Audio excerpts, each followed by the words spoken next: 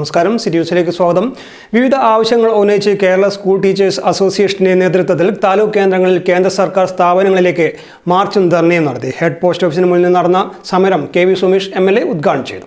സമഗ്ര ശിക്ഷാ കേരളം പദ്ധതി തകർക്കാനുള്ള കേന്ദ്ര സർക്കാർ നീക്കം ഉപേക്ഷിക്കുക, കേരളത്തോട് കേന്ദ്ര സർക്കാർ തുടരുന്ന സാമ്പത്തിക വിവേചനം അവസാനിപ്പിക്കുക തുടങ്ങിയ ആവശ്യങ്ങൾ ഉന്നയിച്ചാണ് മാർച്ച് നടത്തിയത്.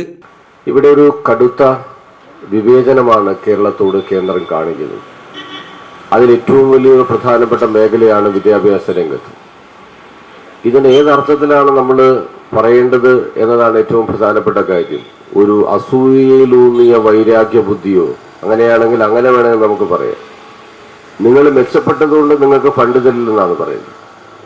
മെച്ചപ്പെട്ടതുകൊണ്ട് ഫണ്ട് തരാതിരിക്കുന്നതിൻ്റെ യുക്തി എന്താ? അത് വിദ്യാഭ്യാസ മേഖലയിൽ മാത്രമല്ല, ഇപ്പം ലൈഫിൻ്റെ മേഖലയിൽ പൊതുവിൽ സംസ്ഥാനങ്ങളോട് കേന്ദ്ര ഗവൺമെൻറ്റും സംസ്ഥാന ഗവൺമെൻറ്റും സംയുക്തമായി ചെയ്യുന്ന ഒരുപാട് പദ്ധതികളുണ്ട്. ഇപ്പോൾ ജില്ലാ പഞ്ചായത്ത് ഗ്രാമപഞ്ചായത്തുകളായി ചേർന്ന് പദ്ധതികൾ നടപ്പിലാക്കും.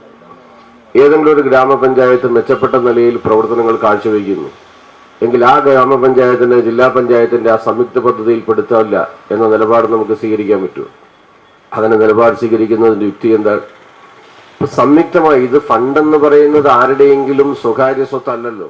KSTA ജില്ലാ പ്രസിഡന്റ് K പ്രകാശൻ അധ്യക്ഷത വഹിച്ചു. സംസ്ഥാന വൈസ് പ്രസിഡന്റ് AK ബീന, സംസ്ഥാന കമ്മിറ്റി അംഗം KC Sunil, EC Vinod, K Saseendran, P Ajitha എന്നിവർ സംസാരിച്ചു.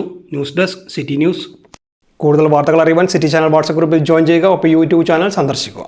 വാർത്തകൾ ഇവിടെ അവസാനിക്കുന്നില്ല. മറ്റൊരു വാർത്തയുമായി വീണ്ടും കാണാം. നമസ്കാരം.